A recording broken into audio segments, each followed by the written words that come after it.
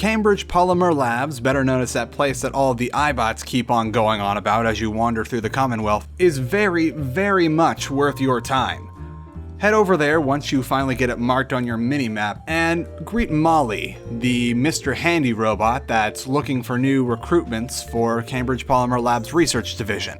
Depending on how you answer here, will get you a nice little uniform, which, if you're curious, answering with intelligence will get you a lab coat. Answering with a pass charisma check will get you a suit. Answering with a strength or intimidation check will get you some military fatigues and then a baton. And finally, if you fail the charisma check that was previously mentioned, you'll get a janitor's uniform. After completing your interview and entering into the clean room, Molly will be the nicest robot in the world and lock you inside of the laboratory until you can produce a sample of the polymer they've been looking for. You'll notice an interesting looking terminal off to the wall there, which will have a few receptor ports for various things laying around the lab. They look like very large thermoses and contain various metals masked as numbers.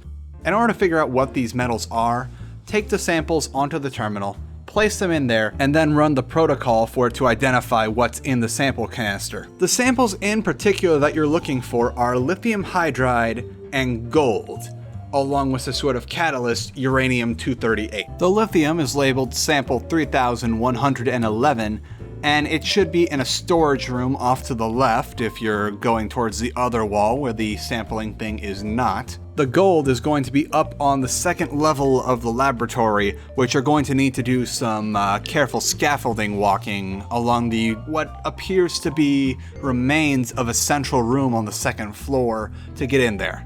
There's going to be a tough ghoul in there, but the gold sample should be right next to a terminal once you get inside. For those of you that don't care much for really good power armor, here's your opportunity to just shoot your way out of the place.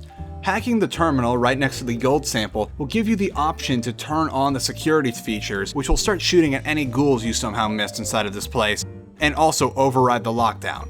You shoot your way through Molly, and you're home free. Or, if you'd like one of the most useful power armor chest pieces in the game, head back downstairs, find the terminal that will allow you to open the radiation containment room, and be ready to fight a glowing one that packs a little bit of a punch.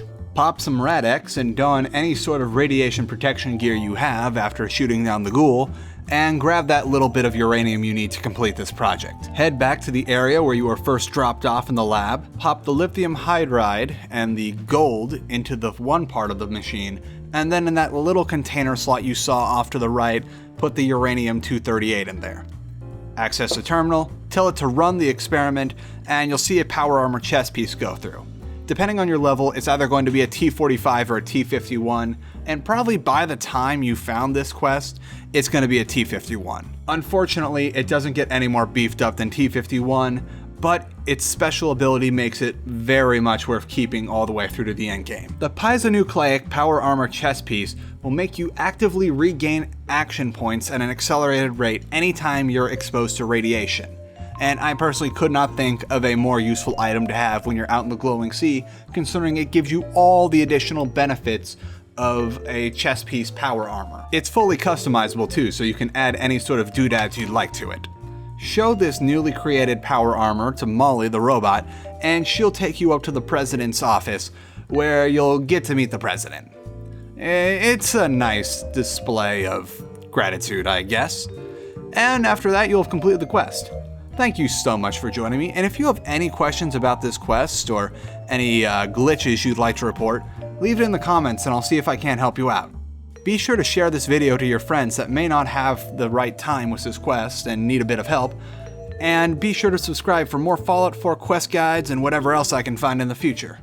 Thank you so much for watching.